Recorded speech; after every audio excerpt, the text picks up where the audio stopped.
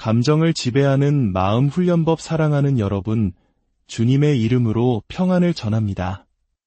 오늘 이 귀한 말씀을 듣기 전에 잠시 마음을 모아주십시오.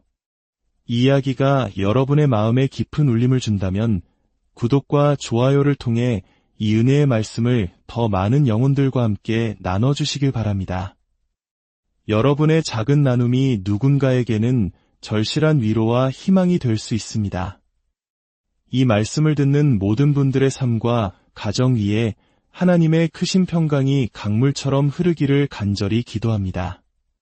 우리 인생에는 감정이 격렬하게 소리치는 순간과 진리가 조용히 속삭이는 순간이 반드시 찾아옵니다.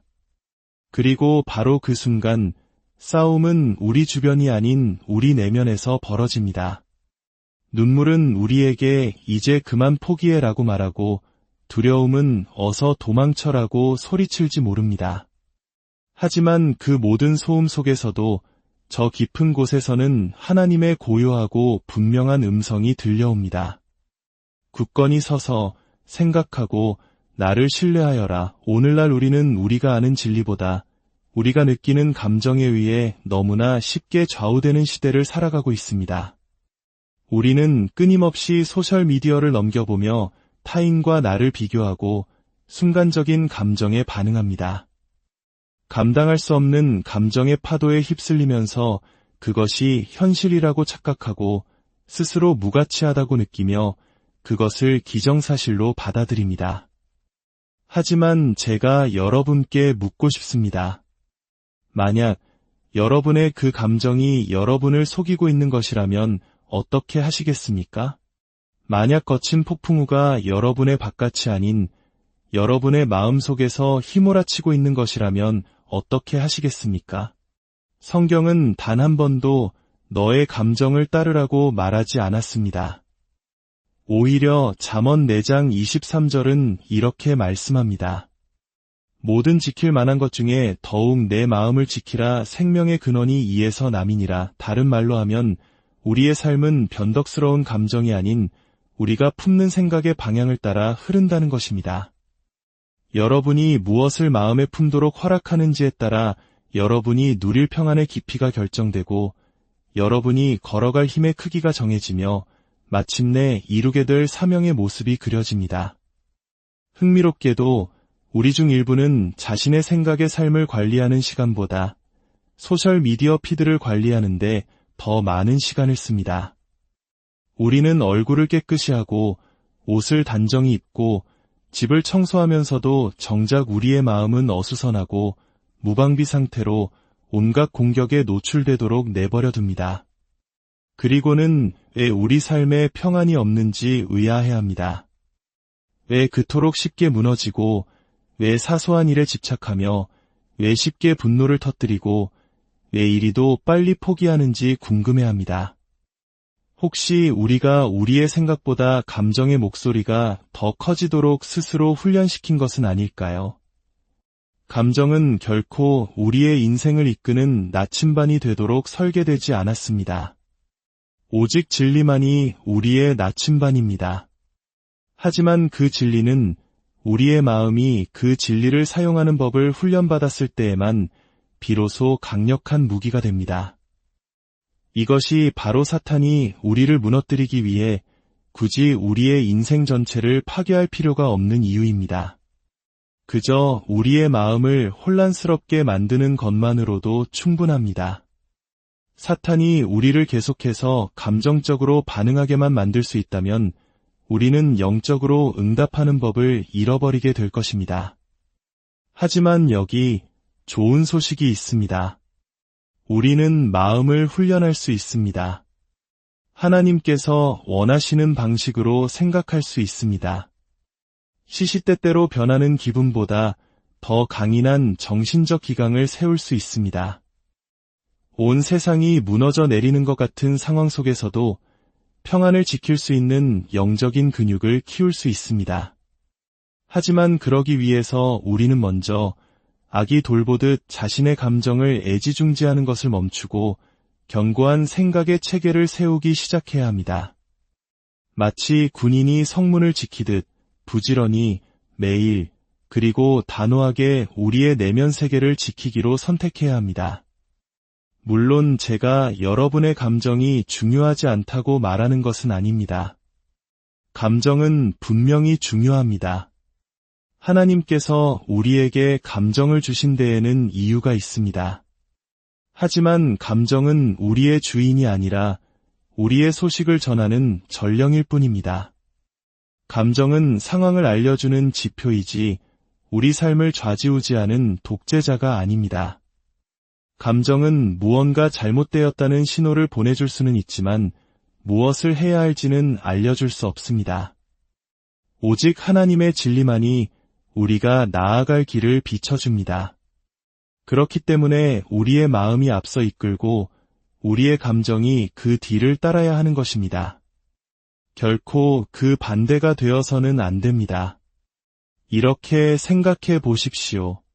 만약 여러분이 자동차를 운전하는데 감정이 운전석에 앉아 있다면 여러분의 인생은 결국 충돌을 향해 달려가게 될 것입니다.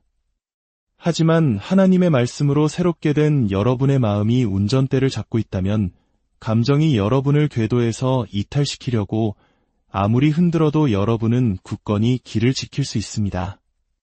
감정에 이끌리는 것이 아니라 믿음에 의해 인도되기 때문입니다.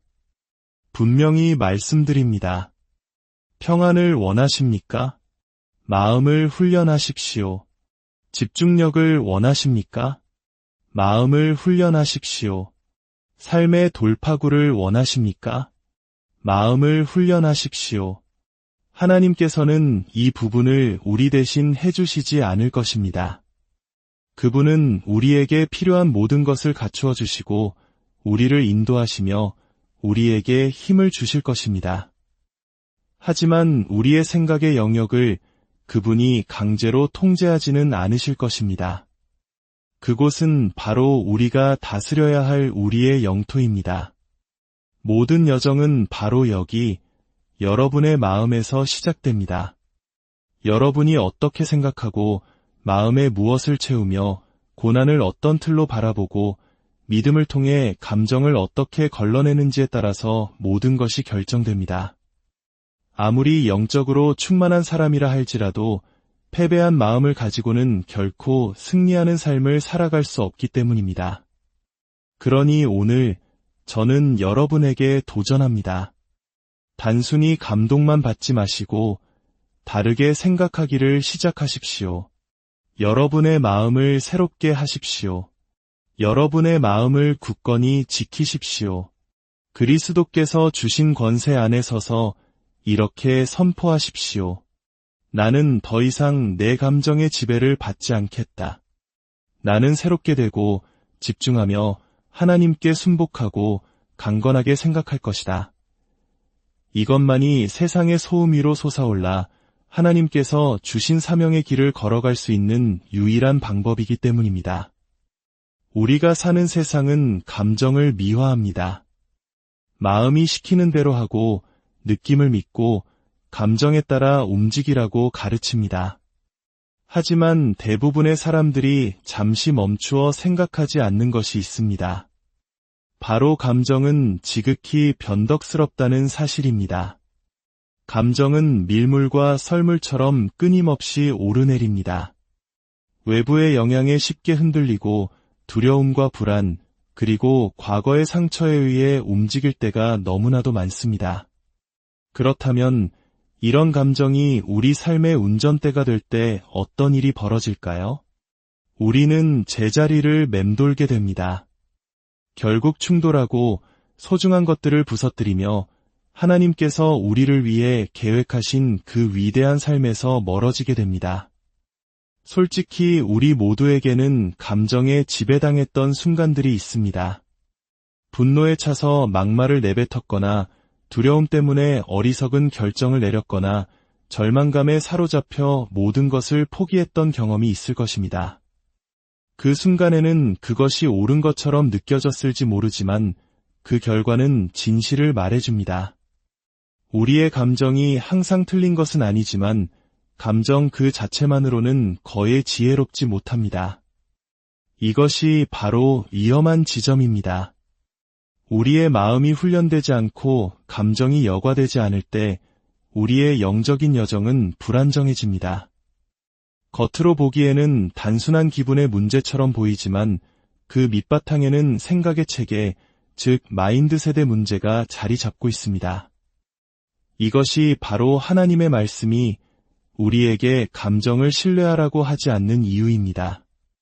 로마서 12장 2절은 말씀합니다.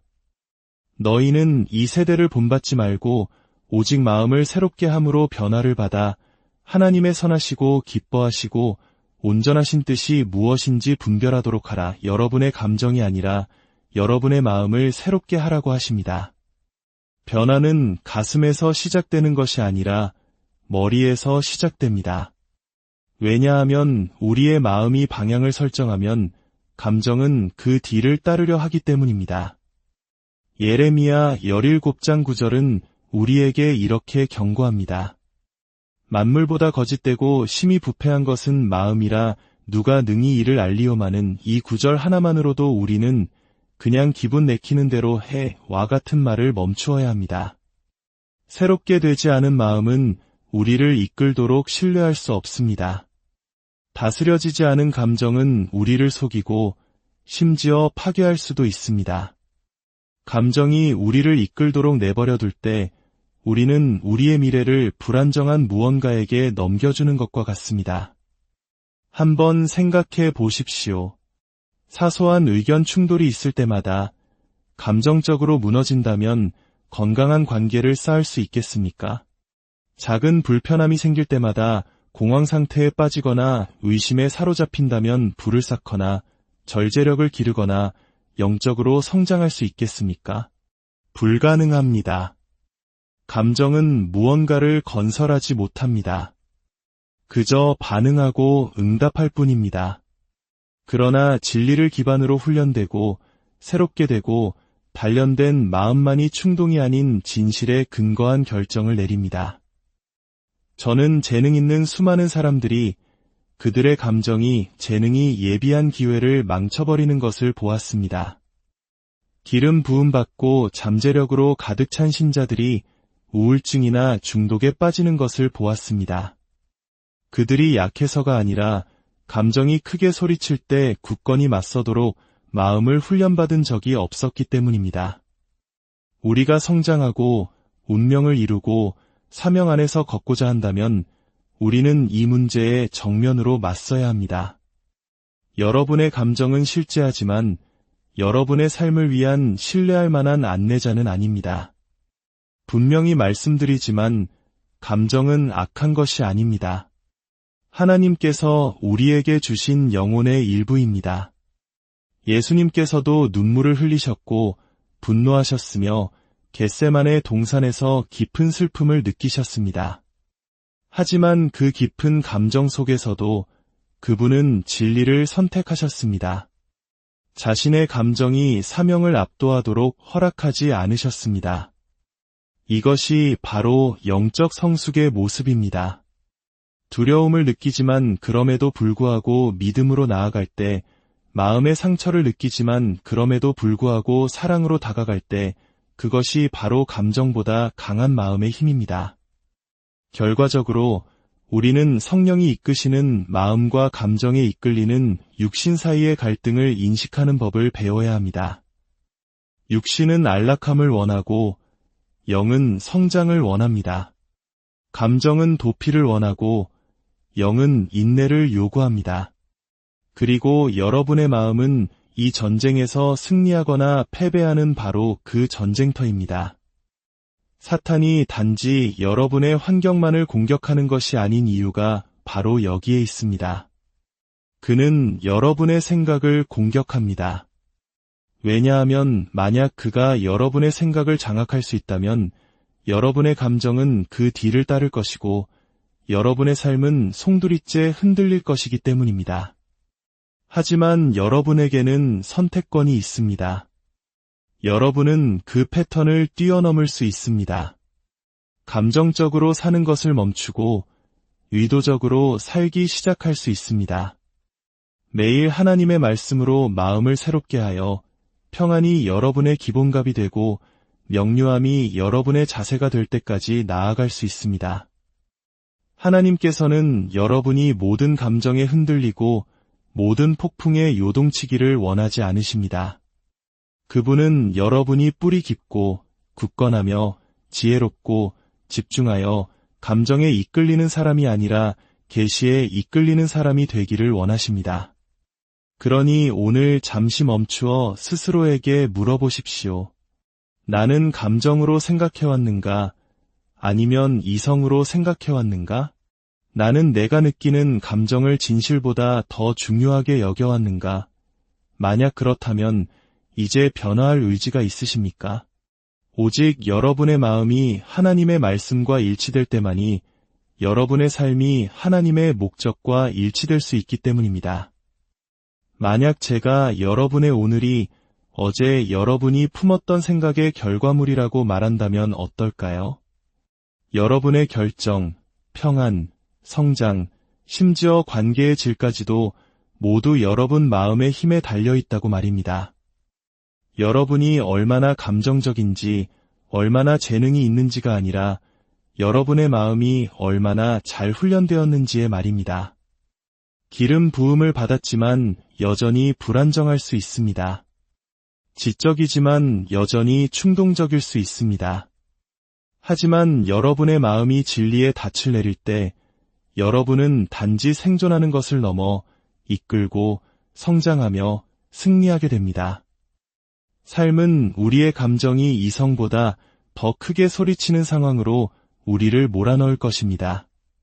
끔찍한 진단을 받거나 믿었던 사람에게 배신을 당하거나 재정적으로 어려워질 때 우리의 심장은 공포에 떨고 신경은 모든 것을 포기하라고 소리치며 입에서는 거친 말이 튀어나오려 할 것입니다.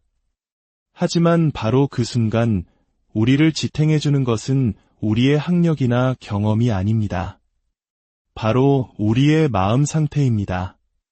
우리가 마음을 훈련시켜왔거나 아니면 감정이 우리를 장악하게 될 것입니다. 디모데후서 1장 7절은 분명하게 말씀합니다. 하나님이 우리에게 주신 것은 두려워하는 마음이 아니요 오직 능력과 사랑과 절제하는 마음이니 흩어진 마음도 반응적인 마음도 아닌 절제하는 마음입니다. 훈련되고 명료하며 안정된 마음. 이것이 바로 여러분을 향한 하나님의 계획입니다. 그렇다면 마음을 훈련하는 것이 왜 그토록 중요할까요? 왜냐하면 인생은 다음 도전이 오기 전에 숨을 고를 시간을 항상 주지는 않기 때문입니다. 마음이 준비되지 않으면 감정은 솟구쳐 걷잡을 수 없이 날뛸 것입니다. 그리고 불안정한 상태에서 반응할 때마다 우리는 하나님의 목적에서 멀어지게 됩니다. 하지만 우리의 마음이 하나님의 진리로 훈련될 때 우리는 걱정이 아닌 지혜로 두려움이 아닌 믿음으로 응답하게 됩니다. 광야의 예수님을 보십시오. 그분은 굶주리고 지치셨으며 육체적으로 가장 약한 상태였습니다. 사탄은 그분의 육체뿐만 아니라 그분의 마음을 겨냥했습니다. 내가 만일 하나님의 아들이어든 이라는 말은 단순한 제안이 아니라 정신적인 공격이었습니다. 하지만 예수님은 진리로 마음을 훈련하셨기에 그분의 반응은 즉각적이었습니다. 기록되었으되 이것이 바로 강한 마음이 승리하는 방식입니다. 감정이 반응하기보다 더 빨리 하나님의 말씀을 기억해내는 것입니다. 요셉을 생각해 보십시오. 형제들에게 배신당하고 억울한 누명을 쓰고 감옥에 갇혔습니다. 그의 모든 감정은 그에게 미워하고 복수하고 포기하라고 말했을 것입니다. 하지만 요셉의 마음은 고통스러운 시기 속에서도 하나님의 손길을 보도록 훈련되어 있었습니다. 그는 목적이 고통에 의해 취소되는 것이 아니라 종종 고통을 통해 정제된다는 것을 이해했습니다. 그것이 바로 새롭게 된 마음의 힘입니다. 다니엘은 또 어떻습니까? 그의 정체성을 지우고 신념을 타협하도록 설계된 이방 땅에서 성경은 다니엘은 뜻을 정하여 자기를 더럽히지 아니하리라고 말씀합니다. 그 결심은 감정에서 나온 것이 아니었습니다. 그것은 결정에서 나왔습니다. 그리고 그 결정은 압박이 오기 전에 그의 마음이 이미 굳건히 세워져 있었기에 가능했습니다. 이 모든 삶의 공통분모는 행운이 아니었습니다. 그것은 정신적 준비였고 영적 명료함이었으며 훈련이었습니다. 그리고 저는 여러분도 그런 명료함을 가질 수 있다는 것을 알기 원합니다. 여러분은 두려움, 낙심, 기분 변화에 이리저리 흔들리며 살지 않아도 됩니다. 생각이 멈추지 않아 잠 못 이루는 밤을 계속 보낼 필요가 없습니다. 하나님께서는 여러분에게 마음을 훈련할 힘을 주셨습니다. 그리고 여러분이 그렇게 할 때 모든 것이 변하기 시작합니다. 여러분은 반응하기 전에 생각하기 시작합니다. 걱정 대신 지혜로 응답하기 시작합니다. 혼돈 속에서도 평안을 지킬 수 있게 됩니다. 더 이상 사람들의 평가가 여러분의 가치를 좌우하도록 내버려 두지 않습니다. 감정의 노예가 되는 것을 멈추고 여러분 생각의 청지기가 되기 시작합니다. 이것은 단순한 자기개발이 아니라 영적 전쟁입니다. 원수는 훈련된 마음이 얼마나 위험한지 잘 압니다. 여러분의 마음이 새로워질 때 그는 접근할 통로를 잃어버립니다. 진리가 뿌리 내린 곳에 거짓을 심을 수 없고 신념이 확고할 때 감정을 조종할 수 없습니다. 이것이 바로 그가 여러분을 산만하고 불안하게 만들며 정신적으로 게으르게 만들기 위해 끊임없이 일하는 이유입니다. 하지만 하나님께서는 여러분을 더 위대한 것, 즉 온전한 마음, 꾸준한 마음, 변화된 마음으로 부르고 계십니다. 그러니 저는 여러분에게 묻습니다. 여러분은 어떤 종류의 마음을 쌓아가고 있습니까? 진리로 빚어진 마음입니까? 아니면 감정적 혼돈에 지배되는 마음입니까? 여러분의 미래, 여러분의 평안, 그리고 여러분의 소명은 모두 그것에 달려있기 때문입니다. 마음을 훈련하고 싶다면 그것을 바라기만 해서는 안 됩니다. 훈련을 해야만 합니다. 침대에 누워있는 것만으로 몸이 강해지지 않듯이 감정적인 안락지대에 머무르는 것만으로는 마음이 날카로워지지 않습니다.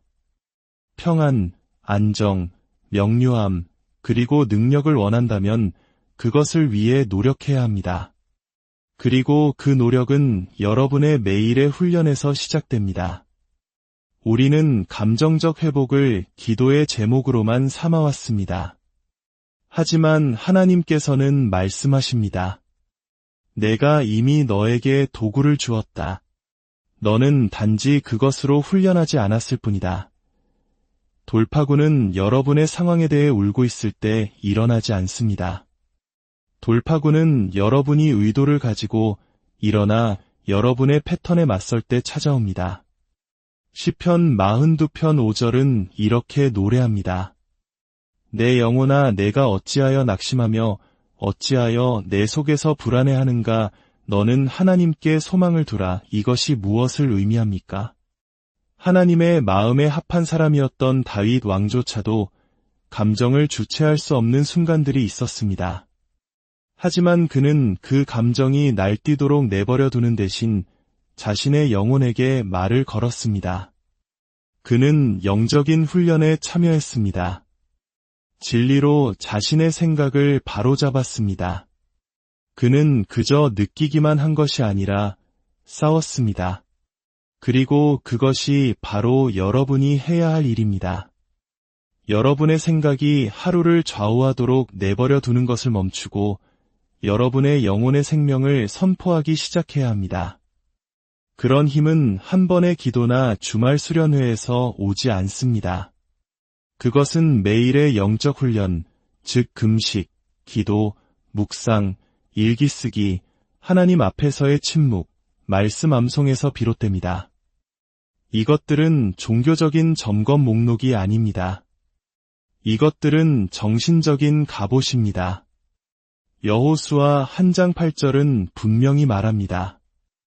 이 율법책을 내 입에서 떠나지 말게 하며 주야로 그것을 묵상하여 그 안에 기록된 대로 다 지켜 행하라 그리하면 내 길이 평탄하게 될 것이며 내가 형통하리라. 여러분, 형통은 여러분의 감정 속에 있지 않습니다.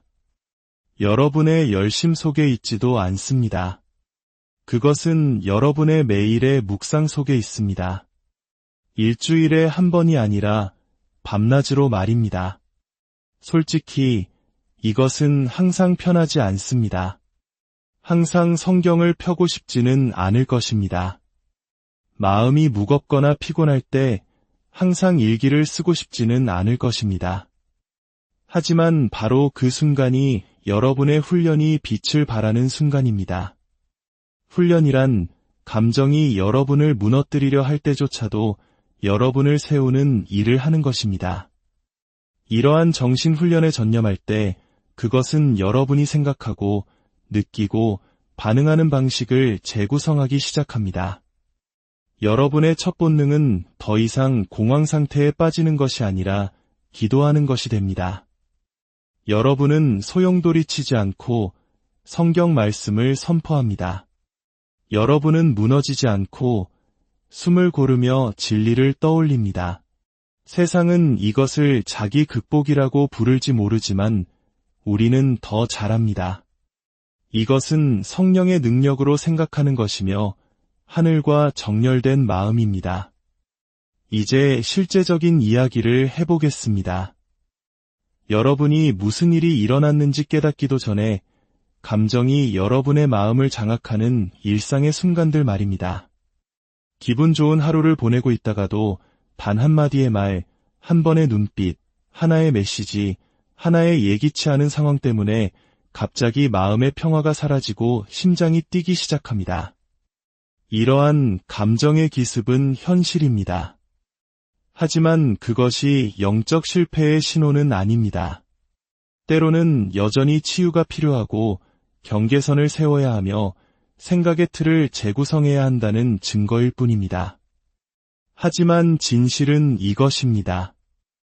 여러분이 감정의 기습을 당했다고 해서 그덫에 갇혀 있을 필요는 없습니다. 여러분은 무력하지 않습니다. 여러분은 감정적인 매복을 이겨내도록 마음을 훈련할 수 있습니다. 그리고 그것이 바로 하나님께서 여러분이 배우기를 원하시는 것입니다. 갈라디아서 5장 22절에서 23절은 말씀합니다. 오직 성령의 열매는 사랑과 희락과 화평과 오래 참음과 자비와 양선과 충성과 온유와 절제니 바로 절제입니다.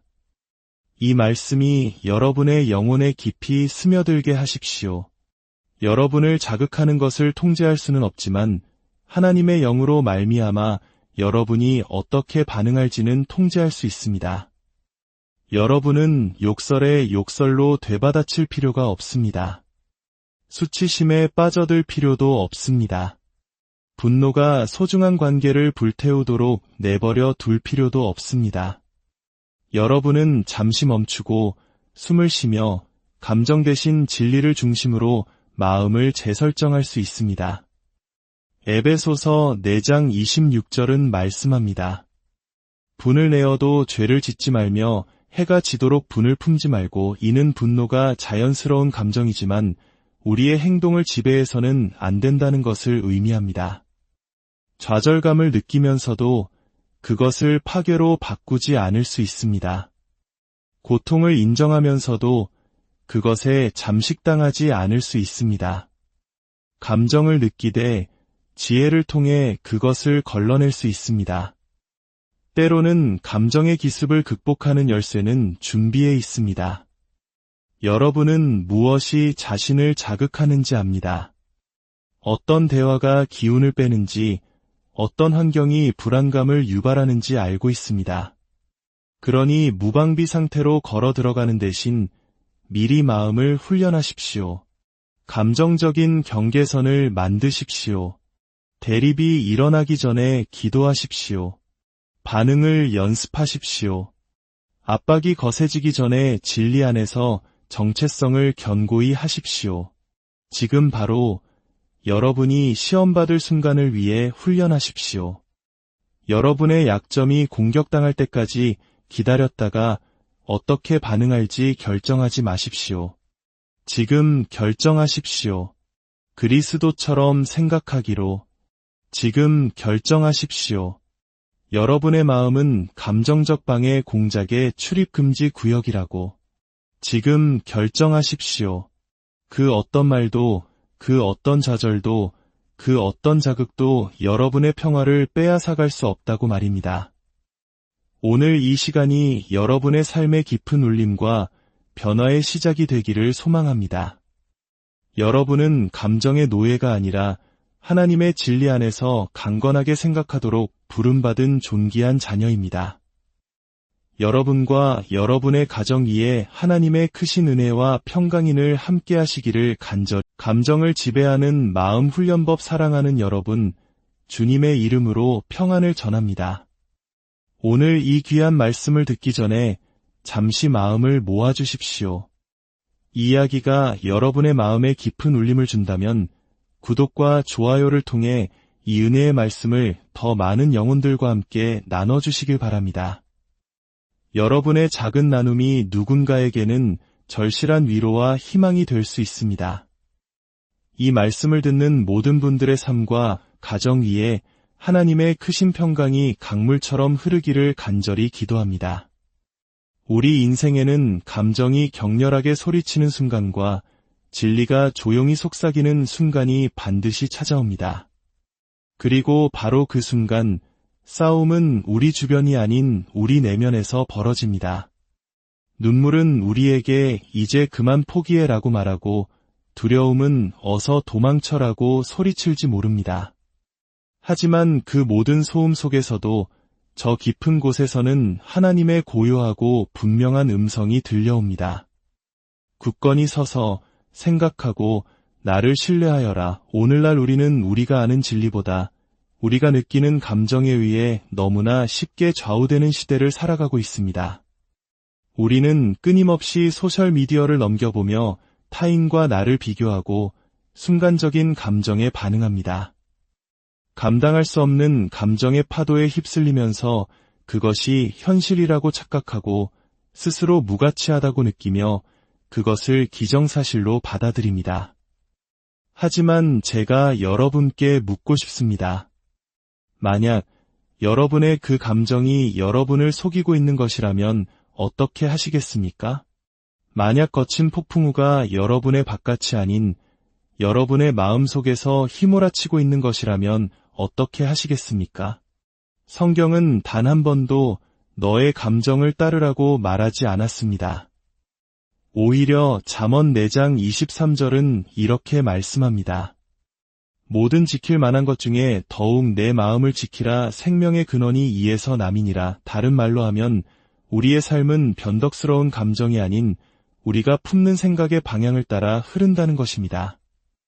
여러분이 무엇을 마음에 품도록 허락하는지에 따라 여러분이 누릴 평안의 깊이가 결정되고 여러분이 걸어갈 힘의 크기가 정해지며 마침내 이루게 될 사명의 모습이 그려집니다.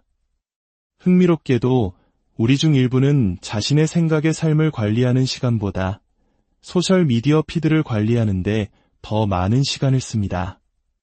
우리는 얼굴을 깨끗이 하고 옷을 단정히 입고 집을 청소하면서도 정작 우리의 마음은 어수선하고 무방비 상태로 온갖 공격에 노출되도록 내버려 둡니다.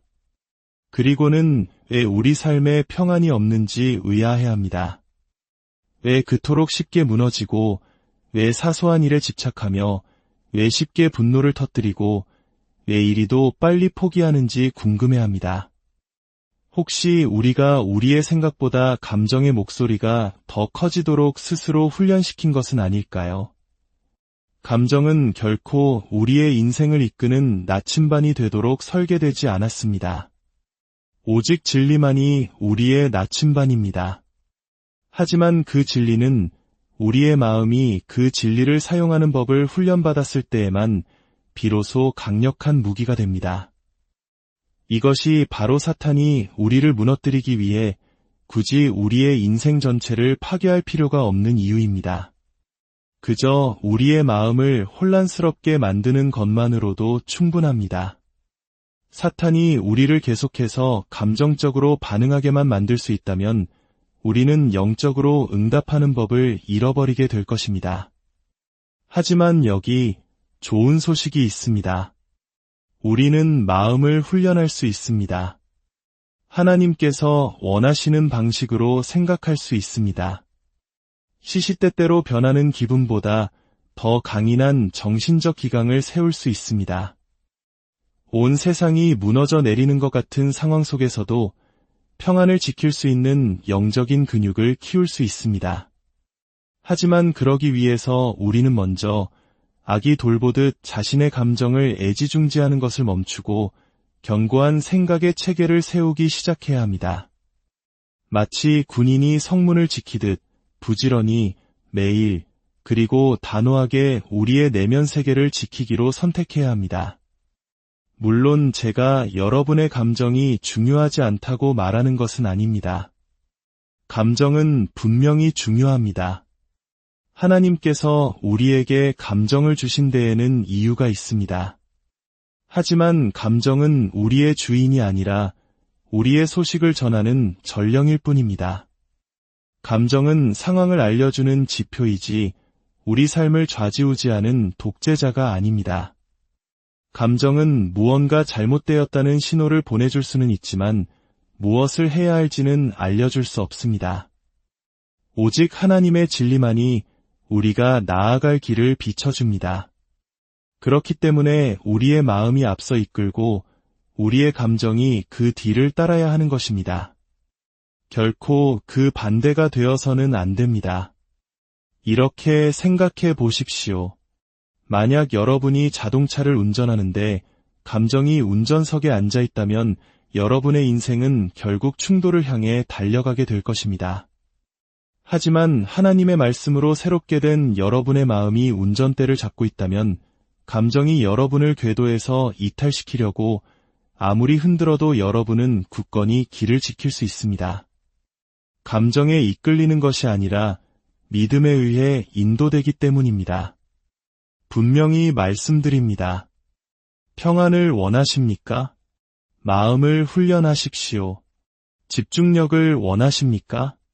마음을 훈련하십시오. 삶의 돌파구를 원하십니까? 마음을 훈련하십시오.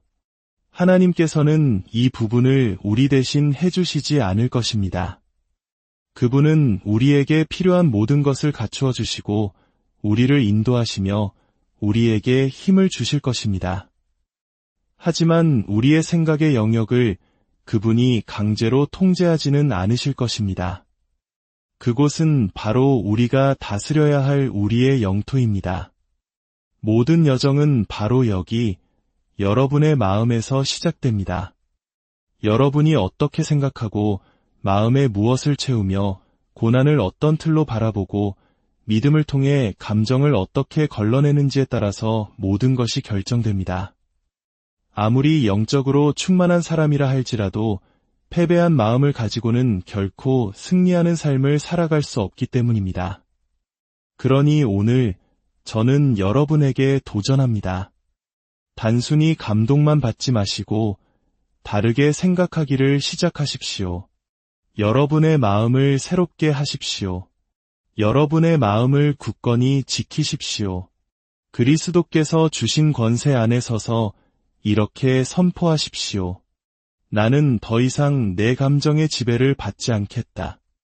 나는 새롭게 되고 집중하며 하나님께 순복하고 강건하게 생각할 것이다.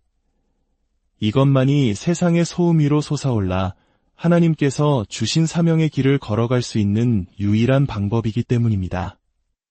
우리가 사는 세상은 감정을 미화합니다. 마음이 시키는 대로 하고 느낌을 믿고 감정에 따라 움직이라고 가르칩니다. 하지만 대부분의 사람들이 잠시 멈추어 생각하지 않는 것이 있습니다. 바로 감정은 지극히 변덕스럽다는 사실입니다.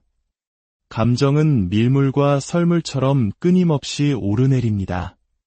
외부의 영향에 쉽게 흔들리고 두려움과 불안, 그리고 과거의 상처에 의해 움직일 때가 너무나도 많습니다. 그렇다면 이런 감정이 우리 삶의 운전대가 될 때 어떤 일이 벌어질까요? 우리는 제자리를 맴돌게 됩니다.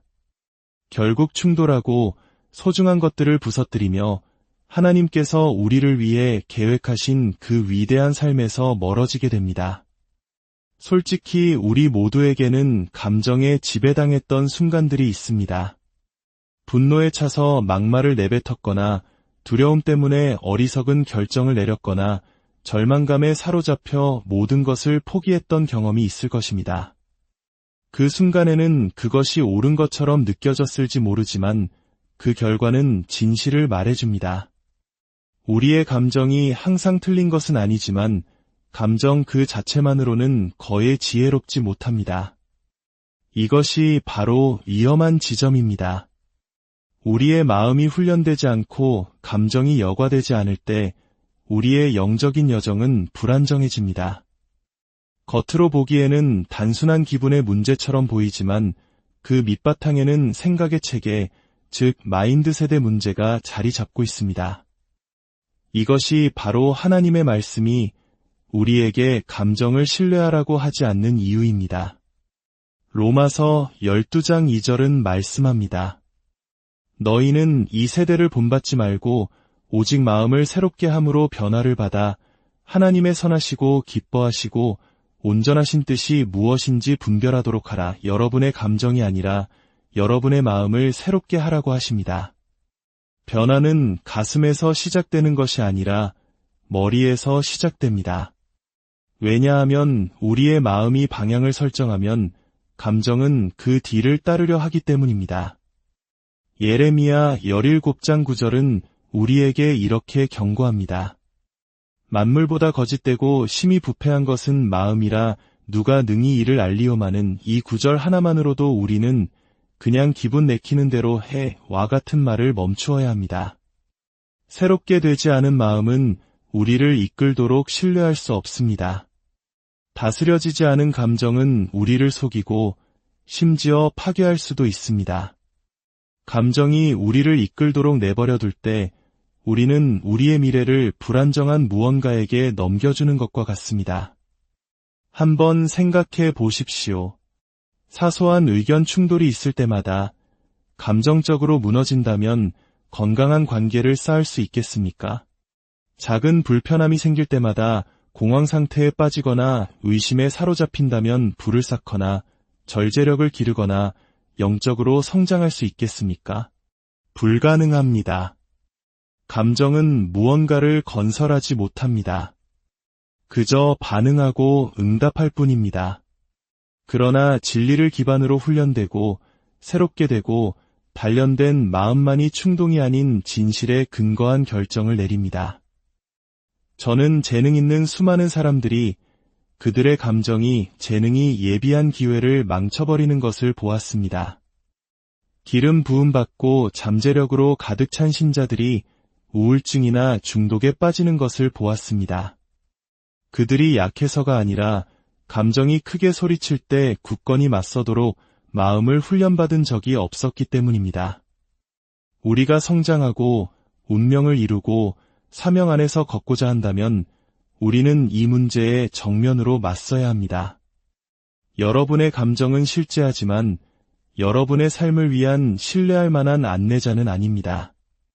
분명히 말씀드리지만 감정은 악한 것이 아닙니다. 하나님께서 우리에게 주신 영혼의 일부입니다. 예수님께서도 눈물을 흘리셨고 분노하셨으며 겟세마네 동산에서 깊은 슬픔을 느끼셨습니다. 하지만 그 깊은 감정 속에서도 그분은 진리를 선택하셨습니다. 자신의 감정이 사명을 압도하도록 허락하지 않으셨습니다. 이것이 바로 영적 성숙의 모습입니다. 두려움을 느끼지만 그럼에도 불구하고 믿음으로 나아갈 때, 마음의 상처를 느끼지만 그럼에도 불구하고 사랑으로 다가갈 때, 그것이 바로 감정보다 강한 마음의 힘입니다. 결과적으로 우리는 성령이 이끄시는 마음과 감정에 이끌리는 육신 사이의 갈등을 인식하는 법을 배워야 합니다. 육신은 안락함을 원하고 영은 성장을 원합니다. 감정은 도피를 원하고 영은 인내를 요구합니다. 그리고 여러분의 마음은 이 전쟁에서 승리하거나 패배하는 바로 그 전쟁터입니다. 사탄이 단지 여러분의 환경만을 공격하는 것이 아닌 이유가 바로 여기에 있습니다. 그는 여러분의 생각을 공격합니다. 왜냐하면 만약 그가 여러분의 생각을 장악할 수 있다면 여러분의 감정은 그 뒤를 따를 것이고 여러분의 삶은 송두리째 흔들릴 것이기 때문입니다. 하지만 여러분에게는 선택권이 있습니다. 여러분은 그 패턴을 뛰어넘을 수 있습니다. 감정적으로 사는 것을 멈추고 의도적으로 살기 시작할 수 있습니다. 매일 하나님의 말씀으로 마음을 새롭게 하여 평안이 여러분의 기본값이 되고 명료함이 여러분의 자세가 될 때까지 나아갈 수 있습니다. 하나님께서는 여러분이 모든 감정에 흔들리고 모든 폭풍에 요동치기를 원하지 않으십니다. 그분은 여러분이 뿌리 깊고 굳건하며 지혜롭고 집중하여 감정에 이끌리는 사람이 아니라 계시에 이끌리는 사람이 되기를 원하십니다. 그러니 오늘 잠시 멈추어 스스로에게 물어보십시오. 나는 감정으로 생각해왔는가? 아니면 이성으로 생각해왔는가? 나는 내가 느끼는 감정을 진실보다 더 중요하게 여겨왔는가? 만약 그렇다면 이제 변화할 의지가 있으십니까? 오직 여러분의 마음이 하나님의 말씀과 일치될 때만이 여러분의 삶이 하나님의 목적과 일치될 수 있기 때문입니다. 만약 제가 여러분의 오늘이 어제 여러분이 품었던 생각의 결과물이라고 말한다면 어떨까요? 여러분의 결정, 평안, 성장, 심지어 관계의 질까지도 모두 여러분 마음의 힘에 달려있다고 말입니다. 여러분이 얼마나 감정적인지, 얼마나 재능이 있는지가 아니라 여러분의 마음이 얼마나 잘 훈련되었는지의 말입니다. 기름 부음을 받았지만 여전히 불안정할 수 있습니다. 지적이지만 여전히 충동적일 수 있습니다. 하지만 여러분의 마음이 진리의 닻을 내릴 때 여러분은 단지 생존하는 것을 넘어 이끌고 성장하며 승리하게 됩니다. 삶은 우리의 감정이 이성보다 더 크게 소리치는 상황으로 우리를 몰아넣을 것입니다. 끔찍한 진단을 받거나 믿었던 사람에게 배신을 당하거나 재정적으로 어려워질 때 우리의 심장은 공포에 떨고 신경은 모든 것을 포기하라고 소리치며 입에서는 거친 말이 튀어나오려 할 것입니다. 하지만 바로 그 순간 우리를 지탱해주는 것은 우리의 학력이나 경험이 아닙니다. 바로 우리의 마음 상태입니다. 우리가 마음을 훈련시켜왔거나 아니면 감정이 우리를 장악하게 될 것입니다. 디모데후서 1장 7절은 분명하게 말씀합니다. 하나님이 우리에게 주신 것은 두려워하는 마음이 아니요 오직 능력과 사랑과 절제하는 마음이니 흩어진 마음도 반응적인 마음도 아닌 절제하는 마음입니다. 훈련되고 명료하며 안정된 마음. 이것이 바로 여러분을 향한 하나님의 계획입니다. 그렇다면 마음을 훈련하는 것이 왜 그토록 중요할까요? 왜냐하면 인생은 다음 도전이 오기 전에 숨을 고를 시간을 항상 주지는 않기 때문입니다. 마음이 준비되지 않으면 감정은 솟구쳐 걷잡을 수 없이 날뛸 것입니다. 그리고 불안정한 상태에서 반응할 때마다 우리는 하나님의 목적에서 멀어지게 됩니다. 하지만 우리의 마음이 하나님의 진리로 훈련될 때 우리는 걱정이 아닌 지혜로 두려움이 아닌 믿음으로 응답하게 됩니다. 광야의 예수님을 보십시오. 그분은 굶주리고 지치셨으며 육체적으로 가장 약한 상태였습니다. 사탄은 그분의 육체뿐만 아니라 그분의 마음을 겨냥했습니다. 내가 만일 하나님의 아들이어든 이라는 말은 단순한 제안이 아니라 정신적인 공격이었습니다. 하지만 예수님은 진리로 마음을 훈련하셨기에 그분의 반응은 즉각적이었습니다. 기록되었으되 이것이 바로 강한 마음이 승리하는 방식입니다. 감정이 반응하기보다 더 빨리 하나님의 말씀을 기억해내는 것입니다. 요셉을 생각해 보십시오. 형제들에게 배신당하고 억울한 누명을 쓰고 감옥에 갇혔습니다. 그의 모든 감정은 그에게 미워하고 복수하고 포기하라고 말했을 것입니다. 하지만 요셉의 마음은 고통스러운 시기 속에서도 하나님의 손길을 보도록 훈련되어 있었습니다.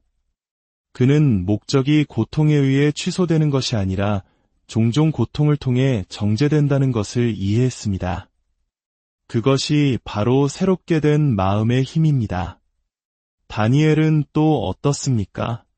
그의 정체성을 지우고 신념을 타협하도록 설계된 이방 땅에서 성경은 다니엘은 뜻을 정하여 자기를 더럽히지 아니하리라고 말씀합니다. 그 결심은 감정에서 나온 것이 아니었습니다. 그것은 결정에서 나왔습니다. 그리고 그 결정은 압박이 오기 전에 그의 마음이 이미 굳건히 세워져 있었기에 가능했습니다. 이 모든 삶의 공통분모는 행운이 아니었습니다. 그것은 정신적 준비였고 영적 명료함이었으며 훈련이었습니다. 그리고 저는 여러분도 그런 명료함을 가질 수 있다는 것을 알기 원합니다. 여러분은 두려움, 낙심, 기분 변화에 이리저리 흔들리며 살지 않아도 됩니다. 생각이 멈추지 않아 잠 못 이루는 밤을 계속 보낼 필요가 없습니다. 하나님께서는 여러분에게 마음을 훈련할 힘을 주셨습니다. 그리고 여러분이 그렇게 할 때 모든 것이 변하기 시작합니다. 여러분은 반응하기 전에 생각하기 시작합니다. 걱정 대신 지혜로 응답하기 시작합니다. 혼돈 속에서도 평안을 지킬 수 있게 됩니다. 더 이상 사람들의 평가가 여러분의 가치를 좌우하도록 내버려 두지 않습니다. 감정의 노예가 되는 것을 멈추고 여러분 생각의 청지기가 되기 시작합니다. 이것은 단순한 자기개발이 아니라 영적 전쟁입니다. 원수는 훈련된 마음이 얼마나 위험한지 잘 압니다. 여러분의 마음이 새로워질 때 그는 접근할 통로를 잃어버립니다. 진리가 뿌리 내린 곳에 거짓을 심을 수 없고 신념이 확고할 때 감정을 조종할 수 없습니다. 이것이 바로 그가 여러분을 산만하고 불안하게 만들며 정신적으로 게으르게 만들기 위해 끊임없이 일하는 이유입니다. 하지만 하나님께서는 여러분을 더 위대한 것, 즉 온전한 마음, 꾸준한 마음, 변화된 마음으로 부르고 계십니다. 그러니 저는 여러분에게 묻습니다. 여러분은 어떤 종류의 마음을 쌓아가고 있습니까? 진리로 빚어진 마음입니까? 아니면 감정적 혼돈에 지배되는 마음입니까?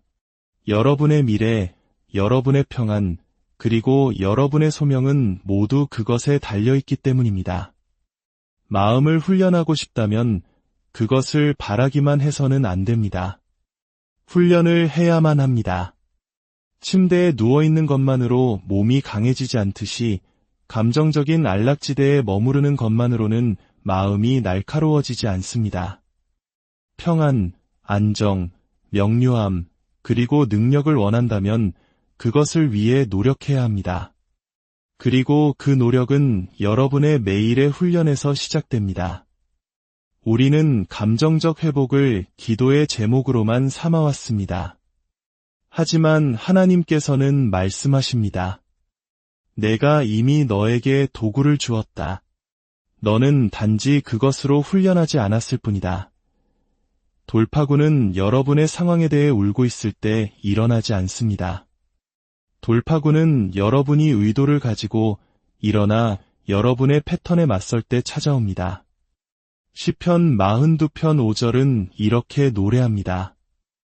내 영혼아, 내가 어찌하여 낙심하며 어찌하여 내 속에서 불안해하는가? 너는 하나님께 소망을 두라. 이것이 무엇을 의미합니까? 하나님의 마음에 합한 사람이었던 다윗 왕조차도 감정을 주체할 수 없는 순간들이 있었습니다. 하지만 그는 그 감정이 날뛰도록 내버려 두는 대신 자신의 영혼에게 말을 걸었습니다. 그는 영적인 훈련에 참여했습니다. 진리로 자신의 생각을 바로잡았습니다. 그는 그저 느끼기만 한 것이 아니라 싸웠습니다. 그리고 그것이 바로 여러분이 해야 할 일입니다. 여러분의 생각이 하루를 좌우하도록 내버려 두는 것을 멈추고 여러분의 영혼의 생명을 선포하기 시작해야 합니다. 그런 힘은 한 번의 기도나 주말 수련회에서 오지 않습니다. 그것은 매일의 영적 훈련, 즉 금식, 기도, 묵상, 일기 쓰기, 하나님 앞에서의 침묵, 말씀 암송에서 비롯됩니다. 이것들은 종교적인 점검 목록이 아닙니다. 이것들은 정신적인 갑옷입니다. 여호수아 1장 8절은 분명히 말합니다. 이 율법책을 내 입에서 떠나지 말게 하며 주야로 그것을 묵상하여 그 안에 기록된 대로 다 지켜 행하라. 그리하면 내 길이 평탄하게 될 것이며 내가 형통하리라. 여러분, 형통은 여러분의 감정 속에 있지 않습니다. 여러분의 열심 속에 있지도 않습니다. 그것은 여러분의 매일의 묵상 속에 있습니다. 일주일에 한 번이 아니라 밤낮으로 말입니다. 솔직히 이것은 항상 편하지 않습니다. 항상 성경을 펴고 싶지는 않을 것입니다. 마음이 무겁거나 피곤할 때 항상 일기를 쓰고 싶지는 않을 것입니다. 하지만 바로 그 순간이 여러분의 훈련이 빛을 발하는 순간입니다. 훈련이란 감정이 여러분을 무너뜨리려 할 때조차도 여러분을 세우는 일을 하는 것입니다. 이러한 정신훈련에 전념할 때 그것은 여러분이 생각하고 느끼고 반응하는 방식을 재구성하기 시작합니다. 여러분의 첫 본능은 더 이상 공황 상태에 빠지는 것이 아니라 기도하는 것이 됩니다. 여러분은 소용돌이치지 않고 성경 말씀을 선포합니다. 여러분은 무너지지 않고 숨을 고르며 진리를 떠올립니다. 세상은 이것을 자기 극복이라고 부를지 모르지만 우리는 더 잘합니다. 이것은 성령의 능력으로 생각하는 것이며 하늘과 정렬된 마음입니다. 이제 실제적인 이야기를 해보겠습니다. 여러분이 무슨 일이 일어났는지 깨닫기도 전에 감정이 여러분의 마음을 장악하는 일상의 순간들 말입니다. 기분 좋은 하루를 보내고 있다가도 단 한마디의 말, 한 번의 눈빛, 하나의 메시지, 하나의 예기치 않은 상황 때문에 갑자기 마음의 평화가 사라지고 심장이 뛰기 시작합니다. 이러한 감정의 기습은 현실입니다. 하지만 그것이 영적 실패의 신호는 아닙니다. 때로는 여전히 치유가 필요하고 경계선을 세워야 하며 생각의 틀을 재구성해야 한다는 증거일 뿐입니다. 하지만 진실은 이것입니다. 여러분이 감정의 기습을 당했다고 해서 그 덫에 갇혀 있을 필요는 없습니다. 여러분은 무력하지 않습니다. 여러분은 감정적인 매복을 이겨내도록 마음을 훈련할 수 있습니다.